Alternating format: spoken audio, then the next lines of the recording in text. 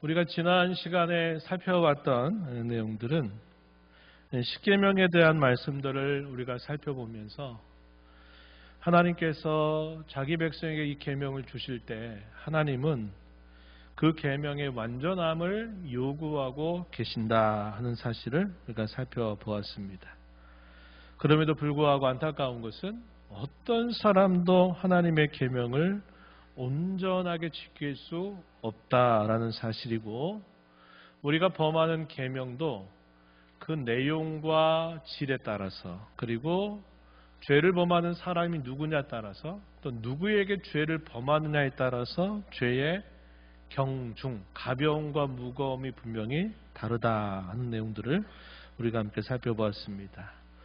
오늘부터 살피는 내용은, 오늘은 개론적인 이야기인데 이제 오늘부터 우리가 주목하고자 하는 내용은, 이렇게 죄를 범하는 행위에는 하나님의 진노와 저주가 반드시 따른다 하는 사실이고, 그 하나님의 진노와 저주는 이 땅에만 한정되는 것이 아니라 영원한 세계, 곧 내세에서도 이 진노와 저주가 계속된다 하는 사실입니다.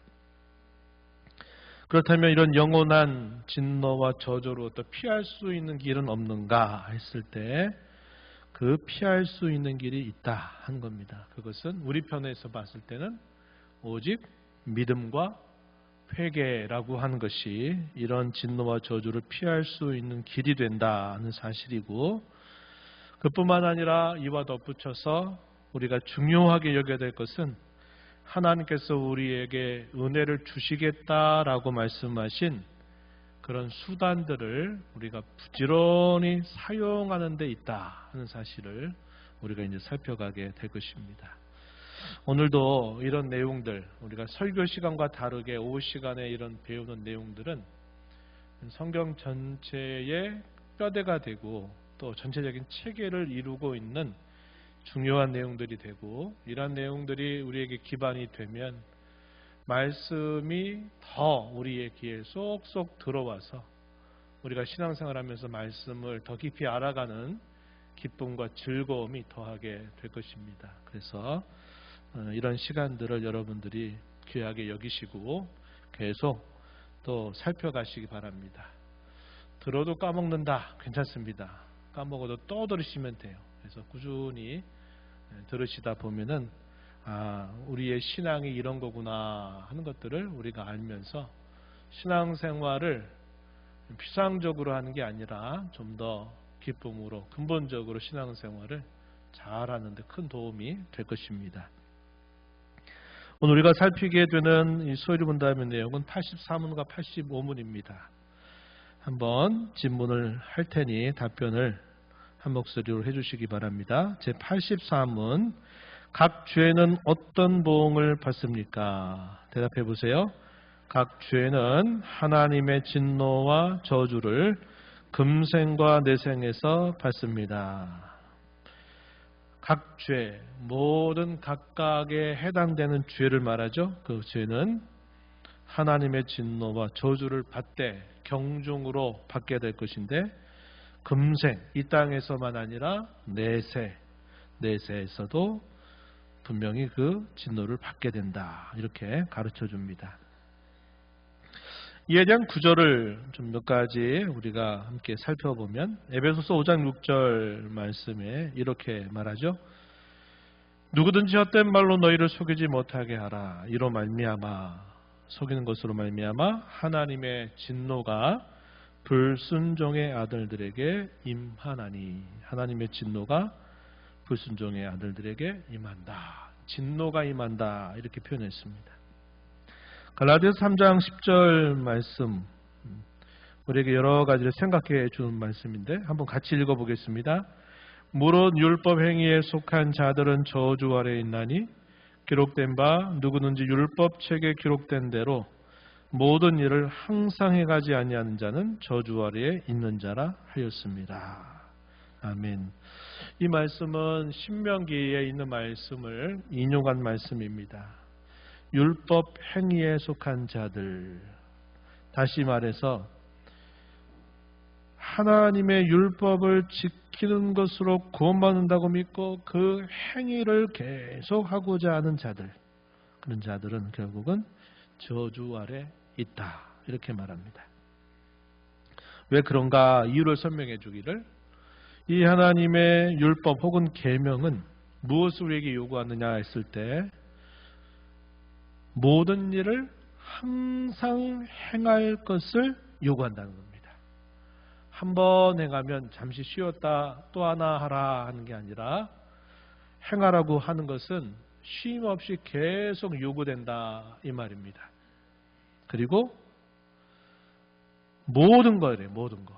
그 중에 하나만 아니라 모든 것들을 항상 행할 것을 요구하고 있기 때문에, 이런 율법의 요구 아래 있는 모든 사람은 이 율법을 지킬 수가 없기 때문에 결국은 저주 아래 있을 수밖에 없다는 사실을 우리에게 보여주고 있습니다. 다른 말로 우리가 조금 전 이야기했던 것처럼 율법을 지키는 것에 대한 온전함을 하나님이 요구하신다 하는 말에 또 다른 표현이 될 수 있는 것입니다. 그래서 우리가 이 계명을 범하는 죄로 인해서 우리가 하나님의 진노를 받는데, 그 진노는 지금의 삶, 우리의 인생살이에서 뿐만 아니라 영원한 삶 속에서도 계속 그 벌을 받을 수밖에 없다 하는 사실입니다. 지난번에 그러한 예를 들었죠. 죄를 빚이라 하는 말로 여러분들이 생각을 하면 도움이 많이 될 겁니다. 말씀을 드렸어요. 갚을 빚이 너무나 많아요.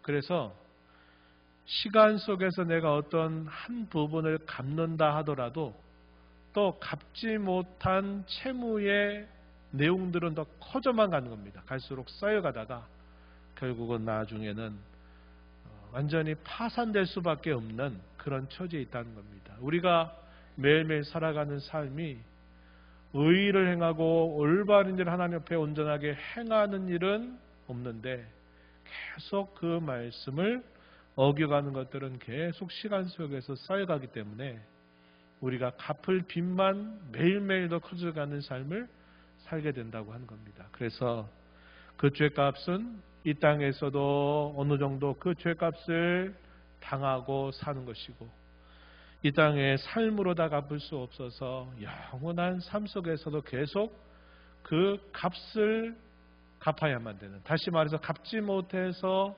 형벌을 받아야만 되는 그런 운명에 처해진다 하는 사실을 말해주고 있는 것입니다. 우리가 이 말씀들을 생각할 때 생명의 언약 혹은 행위 언약이라고 하는 걸 우리가 생각해 볼 수 있어요. 하나님께서 첫사람, 인류의 첫 조상이었던 아담과 하와와 더불어 생명의 언약 혹은 행위 언약을 맺으셔요. 무엇을 하나의 근거로 삼아서 하시느냐, 선악을 알게 하는 나무, 동산 중앙에 있는 선악을 알게 하는 나무 열매를 하나의 계기로 삼아서 하나님이 이 계명을 따먹지 말아라, 이렇게 말씀하세요. 그 명령을 순종하면 영원히 살 수 있을 것이로되, 그 명령을 어기게 된다면 반드시 죽을 것이다 라고 하나님 말씀을 하셨습니다. 창세기 2장 16절 17절에 나타나죠. 말씀을 한번 보세요. 여호와 하나님이 그 사람에게 명하여 이르시되, 동산 각종 나무의 열매는 내가 임의로 먹되 선악을 알게 한 나무의 열매는 먹지 말라. 내가 먹는 날에는 반드시 죽으리라 하시니라.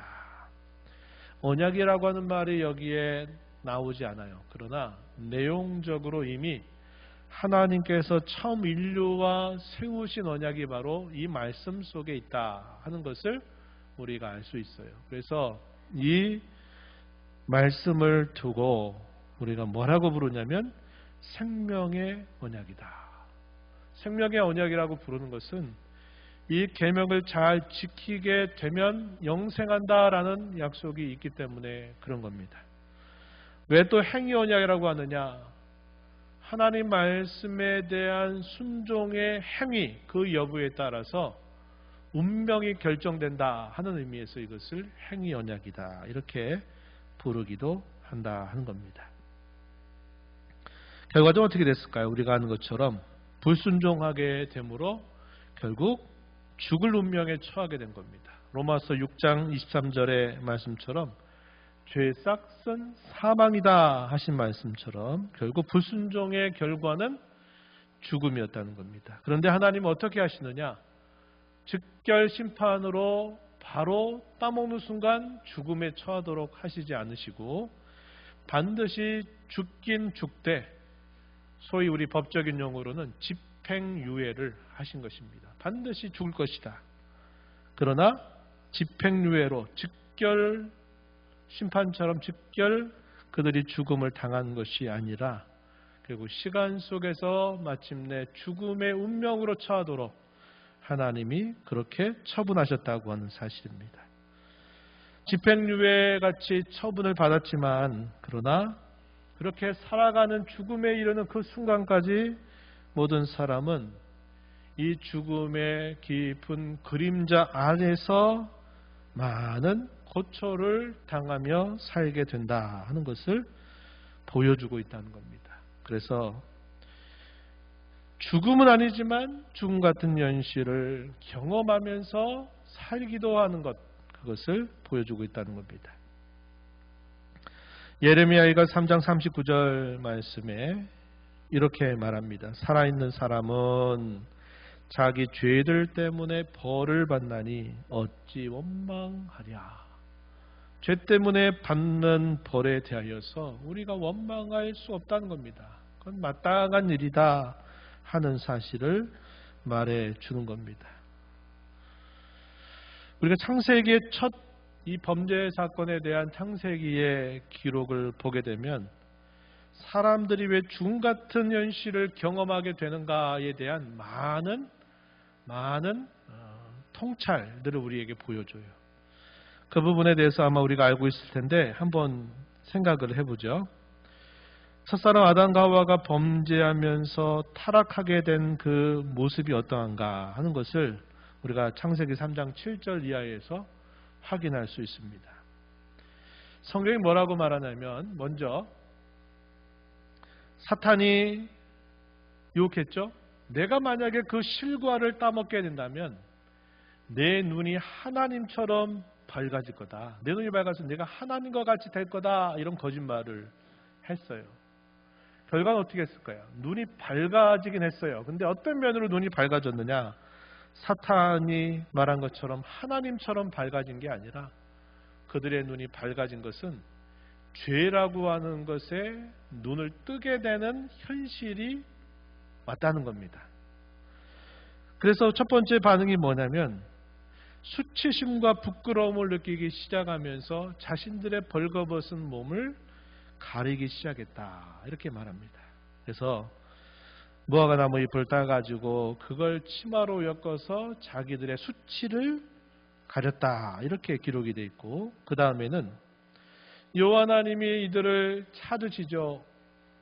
아담아 어디 있느냐. 동산에 거니시는 여호와가 이들을 찾으시니까 전에는 안 그랬는데 범죄하고 난 순간부터는 하나님의 찾으시는 소리가 너무 무서워서 숨는 삶을 살게 됐습니다. 숨어버리는 겁니다. 하나님이 숨은 그들을 또 찾아내서 불러내셨더니 그때부터 누가 이렇게 했느냐, 왜 이렇게 했느냐라는 하나님의 물음에 대해서 아담도 하와도 다 하는 말, 핑계대기 시작합니다.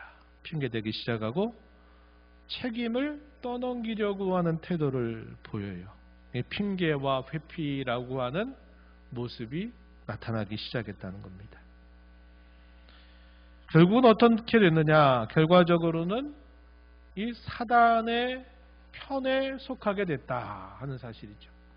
사단의 편에 속하게 됐다. 우리가 지난 몇 주 전에 우리 편에 계신 하나님이란 말씀을 시편 통해서 들었는데 우리가 아담이 범죄하고 타락함으로 말미암아 모든 사람이 어느 편에 가까워졌냐면 사탄의 편 아래 속하게 됐다는 것을 보여주고 있습니다. 또 여자에게는 임신할 때의 고통이 더해지게 되었고 남자는 열심히 땀을 흘리고 수고하여야 먹고 사는 그런 운명으로 바뀌게 되었습니다. 또 여자는 남자를 자기 손에 넣으려고 계속 남자를 다스리고자 하는 마음이 생기지만 하나님 뭐라고 말씀하냐면 남자가 여자를 다스릴 것이다. 이렇게 또 말씀을 하시기도 하셨어요.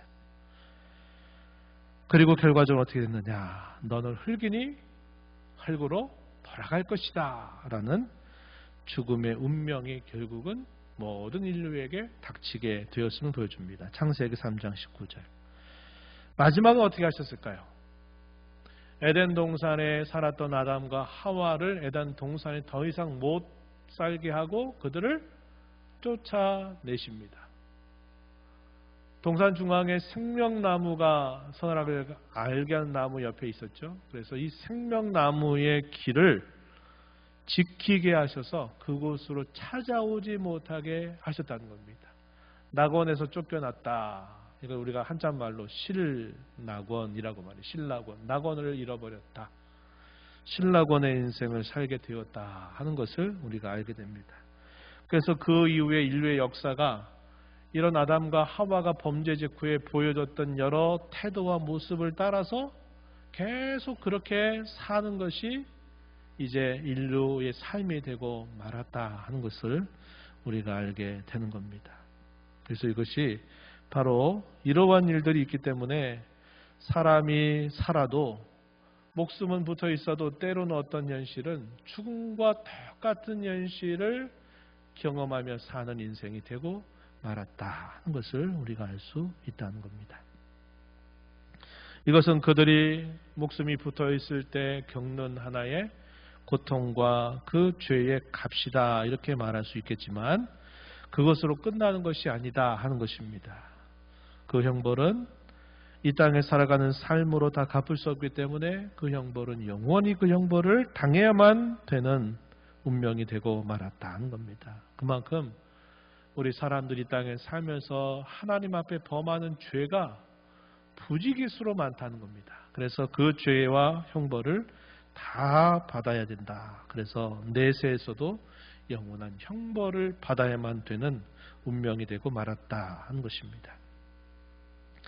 마태복음 25장 41절 말씀에 예수님의 비유 가운데 이런 말씀하시죠. 왼편에 있는 자들에게 이르시는 말씀입니다. 저주를 받은 자들아 나를 떠나 마귀와 그 사자들을 위하여 예비된 영원한 불에 들어가라. 영원한 불이라 하는 말은 끝나지 않는다 이 말입니다. 그 고통이 영원히 계속된다라는 사실을 보여주는 말씀이 된다 하는 것입니다. 그래서 이것이 하나님의 진노와 저주가 어떻게 나타나는가 이 생에서 뿐만 아니라 내세에 있어서 그 영원한 벌이 주어진다. 그것은 하나님의 어미로운 공의에 따라서 이루어지는 일이다 하는 사실을 알게 됩니다. 그렇다면 이 저주와 형벌로부터 벗어날 길이 없는가를 그 다음에 요리문답이 묻습니다. 제 85문입니다. 답변해 보세요. 하나님은 죄로 인해 우리가 받아야 하는 그의 진노와 저주를 피하도록 우리에게 무엇을 요구하십니까? 죄로 인해 우리가 받아야 하는 하나님의 진노와 저주에서 피하도록 하나님은 예수 그리스도에 대한 믿음과 생명에 이르는 회개를 그리고 더불어 그리스도가 구속의 유익을 우리에게 전달하시는 모든 외적 수단들을 근면하게 사용할 것을 요구하십니다. 예, 두 가지를 말했어요. 하나는 회개와 믿음, 이걸 묶어서 회심이라고도 합니다. 회개와 믿음이 이 진노와 저주로부터 피할 수 있는 길이다. 또 하나는 이 죽음과 같은 이 현실에서 우리가 벗어나게 되려면 그리스도께서 우리에게 주시는 구원의 유익을 약속하신 수단들을 우리가 부지런히 이 땅에 사는 동안 사용할 것을 말씀하고 있다는 겁니다. 은혜의 수단들을 부지런히 사용할 것을 요구한다. 이렇게 두 가지를 우리에게 가르쳐 줍니다. 서유리문답 제85문은 우리에게 하나님의 진노와 저주를 피하는 방법 두 가지를 소개하죠. 믿음과 회개, 은혜의 수단, 이것들을 부지런히 사용할 것을 우리에게 가르쳐 줍니다. 첫 번째, 믿음과 회개에 대한 것입니다. 한번 내용들을 보시죠. 이제 자세하게 다음부터 우리가 좀 배워가게 될 텐데요. 우리는 하나님께서 범죄한 아담과 하와를 부르시고 한편으로는 벌을 내리시면서도 또 한편으로는 불쌍히 여기셨다는 사실을 주목합니다. 여자의 후손과 뱀의 후손 사이에 끝나지 않는 영적 전쟁, 화해할 수 없는 전쟁을 하나님이 약속해 주셔요. 이게 창세기 3장 15절입니다. 대단히 중요한 구절이에요. 그리고 후속 조치로 하나님 어떻게 하셨느냐. 자기 스스로 무화과 잎을 따서 수치심을 가렸던 그들에게 하나님께서 가죽옷으로 입혀주시는 조치를 내려주십니다. 이게 잎사귀로 만든 그 옷은 조금 지나면 또 말라서 떨어지게 되지만 가죽옷은 짐승의 가죽으로 만든 것이기 때문에 오랫동안 입고 다닐 수 있도록 조치를 취해 주셨다는 사실입니다. 창세기 3장 15절 말씀 함께 읽어볼게요. 아주 중요한 구절입니다. 읽어보겠습니다. 내가 너로 여자와 원수가 되게 하고 내 후손도 여자의 후손과 원수가 되게 하리니 여자의 후손은 내 머리를 상하게 할 것이요 너는 그의 발꿈치를 상하게 할 것이니라. 아멘. 하나님께서 범죄했던 아담과 하와를 두고 사탄에 대하여 하나님이 하신 말씀이 바로 이 말씀입니다. 제가 아까 말씀드리기로 아담과 하와가 범죄함으로 하나님과 교통하며 살았던 이들은, 하나님과 더불어 그의 품 안에 살았던 이들은 편이 바뀌어버렸다 그랬죠. 이제 사탄의 편에 속하게 되었다는 겁니다. 그런데 하나님께서 어떻게 하시냐면 아담과 하와를 이겁니다. 마치 손으로 잡아서 내 뒤로 와. 그래서 그들을 자신의 뒤에 두시고 내가 너 사탄과 내가 너와 더불어 영원히 싸우겠다. 이런 말씀을 하신 내용이 창세기 3장 15절 말씀이에요. 그러니까 이런 거죠. 마치 아직 철이 안 든 자식이 뭔가 잘못해서 사고를 쳤어요.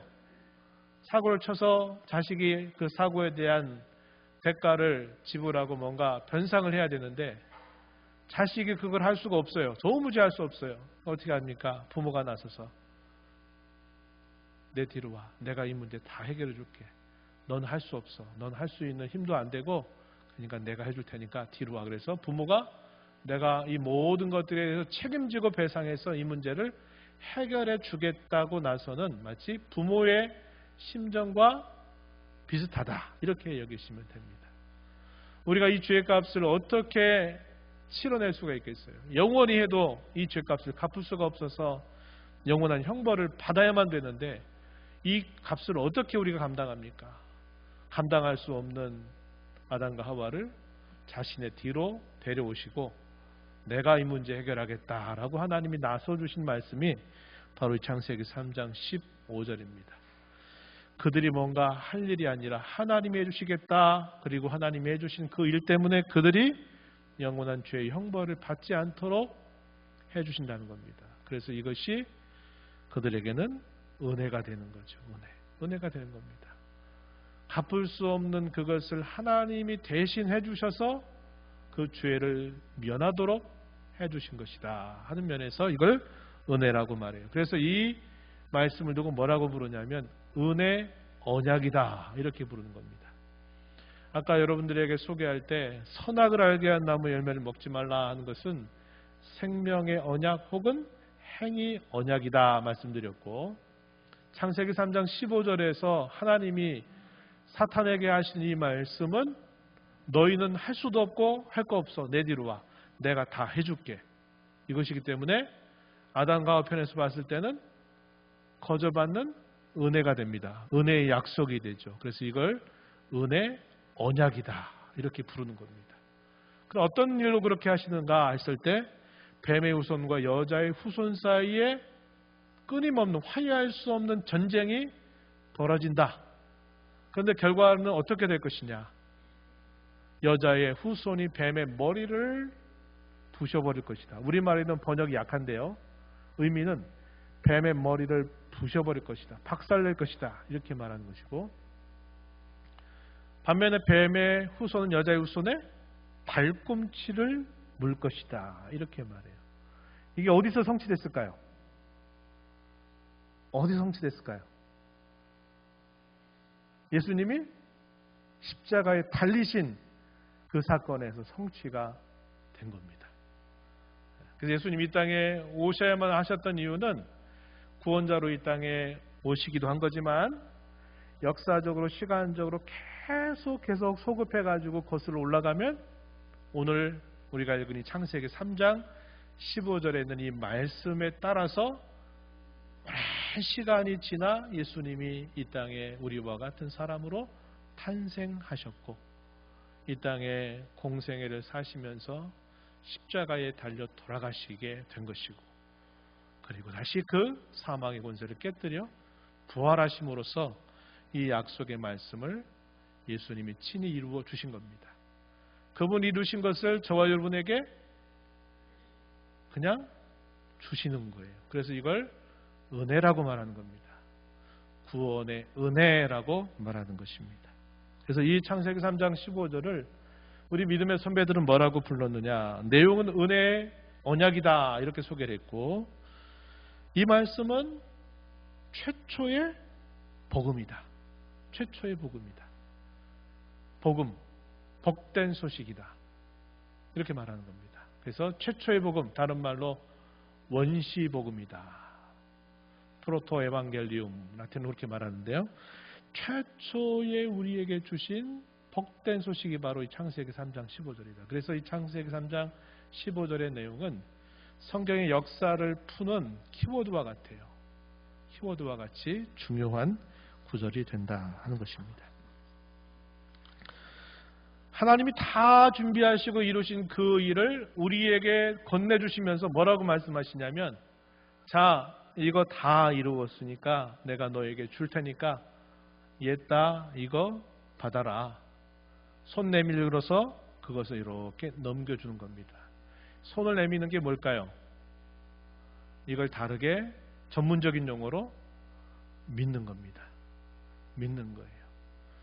예수님이 내가 받아야 될 모든 형벌과 죄값을, 영원한 형벌과 저주를 예수님이 다 갚아주시고서 그렇게 하셨다는 사실을 내가 그대로 받아들이고 하는 것. 이게 바로 손을 내미는 거예요. 하나님이 주시는 그 구원이라고 한 놀라운 선물을 건네주실 때 우리가 손 내밀어서 받잖아요. 내미는 손과 똑같아요. 근데 그걸 가지고 내가 손 내밀었기 때문에 내가 구원받았다라고 말하면 이게 얼마나 우스꽝스러운 이야기가 되느냐 하는 겁니다. 내가 믿기로 작정하고 내가 믿기로 결단하고 내가 믿었기 때문에 그 믿음이 공로가 돼가지고 내가 구원받았다고 말하는 것이 하나님 앞에 어불성설이라 이 말이에요. 그걸 가지고 자기가 믿었다고 자기가 뭔가 큰일 했다고 이렇게 말하면 얼마나 우스꽝스러운 이야기냐 하는 겁니다. 하나님이 건네주시는 것을 손 내밀어 받아놓고 내가 손을 내밀었으니까 이거 받았지 이렇게 떼쓰고 우기는 것과 다르지 않다는 겁니다. 그래서 우리가 내미는 이 손, 믿음이라고 하는 것도 내 안에서 내가 스스로 내가 뭔가를 만들어내서 하는 게 아니라 그것조차도 하나님이 우리에게 받아들이도록 그 믿음을 우리에게 주셨기 때문에 우리가 믿음이라고 하는 손을 내밀어서 그것을 건네받는 거예요. 그리고 내가 구원받는 겁니다. 그리고 감사하는 거예요. 내가 한 일이 없어요. 그래서 이걸 오직 하나님의 은혜라고 우리가 고백하고 그 모든 일을 해주신 하나님을 찬양하고 기뻐하며 그분께 모든 영광을 돌려드리는 것이다 하는 것입니다. 그걸 우리의 행위로 자랑하는 것은 말도 안 되는 이야기다 하는 사실이죠. 그래서 우리는 그것을 믿음이라고는 손으로 내밀어서 주신 것을 받고 우리가 범하는 모든 죄에 대하여 우리가 슬퍼하고 후회하고 돌이키는 일들을 우리가 하는 것이다 하는 겁니다. 그 믿음을 받고 나니까 아이고 내가 지난 세월 동안 얼마나 많은 죄를 범했는가가 깨닫게 되고, 믿음을 갖고 보니까 그 죄값이 영원한 지옥의 영벌 외에는 아무런 소망이 없는 나였구나 하는 것을 내가 깨닫게 되면서 다시는 그런 삶을 내가 살지 않아야지, 하나님 내가 그런 삶 다시는 살지 않겠습니다 하는 그런 결단이 우리 마음에 일어납니다. 이걸 뭐라 그러냐? 회개라고 해요. 회개는 내가 이제까지 살아왔던 삶의 방향으로부터 완전히 돌아서는 거예요. 내가 이제까지 살 때는 내가 잘난 줄 살고, 내가 뭔가 할 수 있는 것처럼 살고, 내가 뭔가 하고자 하면 모든 게 다 될 줄 알았고, 죄도 내가 안 지을 수 있고, 나는 의를 행할 수 있고 선을 행할 수 있다고 생각해 왔지만, 내가 알고 보니까 그게 다 거짓말이고 그게 다 헛된 것이었구나 하는 걸 깨닫고, 난 앞으로 그렇게 안 살겠다, 내 삶의 방향 전환을 하는 걸 두고, 이걸 다른 말로 회개라고 하는 겁니다. 회개는 단번에 일어나는 것입니다. 그런데 이 회개는 단번에 일어나는 게 아니에요. 아까 제가 그런 말씀드렸죠. 출애굽 사건과 바벨론 사건이 같은 내용을 말해주면서도 약간의 차이가 있다. 출애굽 사건은 죄를 범해서 그들이 애굽에 내려간 게 아니었어요. 그러나 바벨론 사건은 죄 때문에 그들이 포로가 된 겁니다. 포로가 됐지만, 포로가 됐다 그래서 하나님이 내치신 게 아니라 여전히 포로된 그들을 약속에 따라 다시 예루살렘으로 돌아오게 하신 면에서 분명한 차이가 있다. 우리가 돌아서서 믿음의 길을 내가 열심히 걸어가요. 우리가 앞서거니 뒤서거니 서로가 다 우리 모두가 함께 그 믿음의 길을 걸어갑니다. 근데 믿음의 길을 걸어가다가 어느 순간 옛날 생각이 나는 거예요. 옛날 생각. 가다가 갑자기 딱 멈춰 서가지고 이렇게 다시 살아왔던 길을 다시 이렇게 뒤돌아보고, 또 조금 옆으로 좀 빠졌다가 조금 뒤로 물러섰다가, 이런 모습이 있겠어요? 없겠어요? 있겠죠. 오랜 세월 동안 죄 짓는 습관들이 우리의 몸에 체질적으로 배어 있기 때문에 잘하는 것 같다가 어느 순간 내가 딱 보면 옛날 죄 짓던 그 생각에 또 젖어가지고 옛날 생각대로 또 죄 짓고 범죄하는 일들이 생겨나요. 그럼 어떻게 해야 될까요? 그대로 놔버려야 될까요? 내버려둬야 될까요? 아니죠. 다시 그 자리에서 추스려서 내가 가는 그 믿음의 길로 다시 돌이켜서 그 길로 해야 되죠. 이걸 우리가 또 회개라고 말해요. 그래서 우리가 하나님 앞에 행하는 이 회개는 우선적으로는 단회적으로 단 한 번 진짜 회개가 있어요. 삶을 완전히 뜯어고치는 회개가 한 번 있고, 또 우리가 살아가면서 여전히 죄의 습관에 따라서 죄짓고 범하는 죄에 대하여 계속 또다시 돌이키는 일들을 한다고 할 때 이것도 회개한다 라고 말하는 겁니다. 그래서 이 회개, 이 믿음과 회개야말로 우리가 영원한 진노와 저주로부터 피하는 유일한 길이 된다 하는 것을 우리가 알게 되는 겁니다. 그래서 오늘 우리가 읽은 사도행전 20장 21절 말씀에 이렇게 말합니다. 유대인들, 이스라엘 백성들 말하죠. 헬라인들, 이방 백성들을 말합니다. 유대인과 헬라인들에게 하나님께 대한 회개, 우리 주 예수 그리스도께 대한 믿음을 증언하였다. 사도들의 메시지를 추려서 요약해봐라 그러면 이렇게 요약할 수 있는 겁니다. 회개와 믿음을 그들의 메시지로 계속 전했다, 이런 사실을 우리에게 알려주고 있는 겁니다.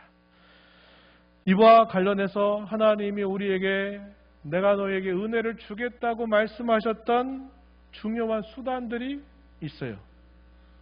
그럼 우리가 뭐라 그러냐? 은혜의 수단들이다, 이렇게 말합니다. 은혜의 수단들, 어떤 것들이 있을까? 이것도 이제 뒤에서 우리가 자세히 살펴갈 것입니다. 가장 중요한 것은 하나님의 말씀이라는 겁니다. 말씀이야말로 우리가 은혜를 받는 가장 좋은 수단이 된다는 겁니다. 성례라는 게 있다 그랬어요. 세례와 성찬. 이 세례와 성찬이 말씀의 지도를 받아야만 제대로 세례와 성찬이 이루어집니다.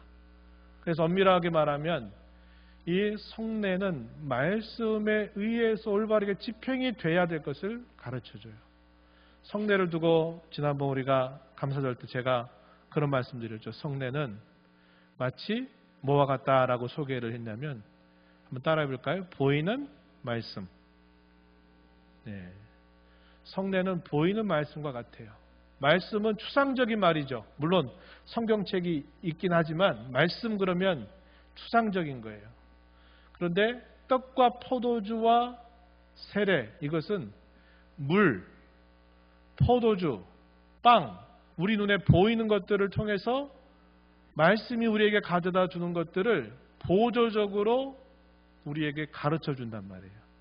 그래서 우리가 떡과 포도주와 물을 대하면서 그것이 세례다, 이것이 그리스도께서 우리를 위해서 흘리신 피다, 그리스도께서 우리를 위해서 내어주신 그의 몸이다 하는 사실을 우리가 믿음으로 보면서 그 말씀을 우리가 굳게 붙드는 것이 바로 이 성례에 해당이 되는 겁니다. 거기 하나 더 추가하면 기도라고 하는 거예요.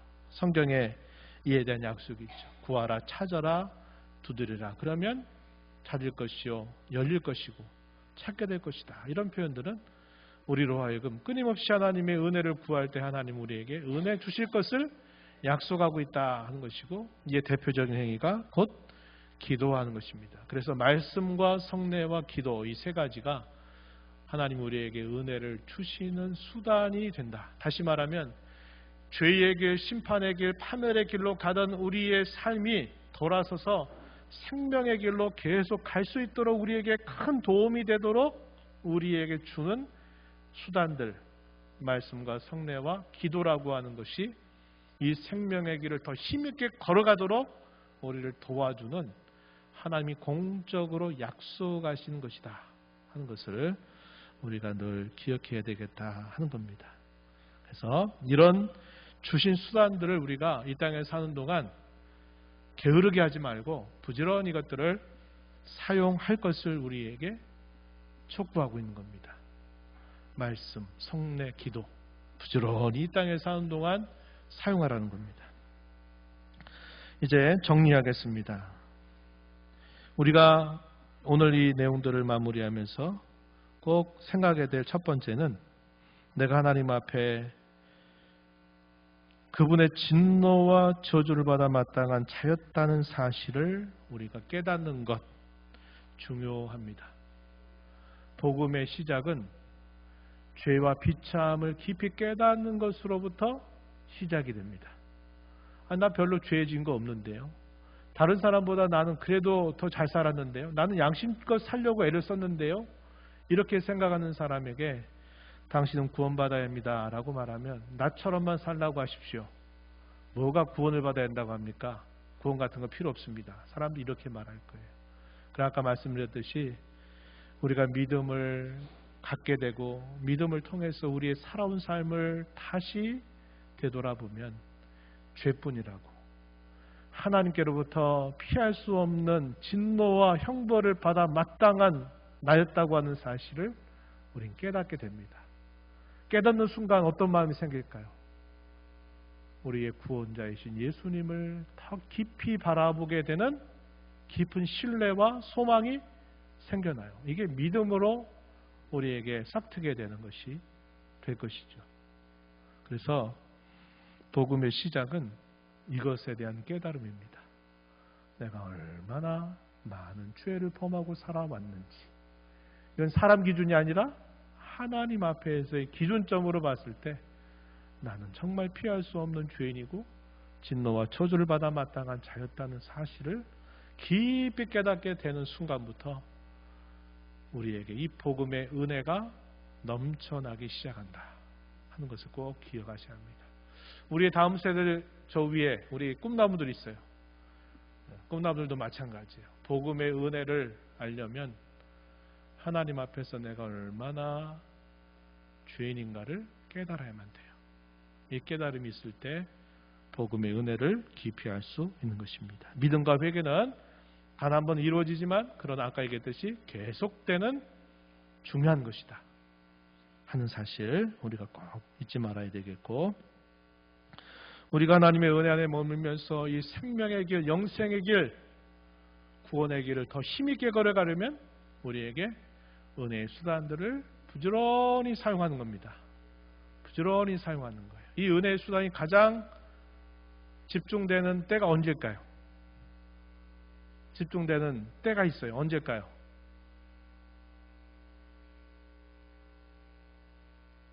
언제일까요? 예배입니다. 예배에 집중되잖아요. 말씀을 함께 교독도 하지요. 말씀을 봉독도 하지요. 말씀을 강론하죠. 또 여러분들이 드리는 찬송은 또 다른 말씀의 표현이고 또 하나 기도의 표현입니다. 그죠? 찬송, 또 드리는 기도. 또 매주마다 우리가 시행하지는 못하지만 우리가 성례도 언제 집행합니까? 예배 시간에. 그 예배가 우리 성도에게 정말 중요하다는 거예요. 우리가 다른 거는 잘 못해도 하나님 앞에 예배하는 것은 그 어떤 것보다도 귀하게 여기고 그 예배를 성공적으로 하나님 앞에 예배가 이루어지도록 마음을 준비하고 집중하고 하는 그런 삶의 자세를 갖는 것이 대단히 중요하다 하는 것을 기억하면서 또 이 한 주간 이 말씀 붙들고 여러분의 삶 속에서 승리의 삶을 살기를 축복합니다.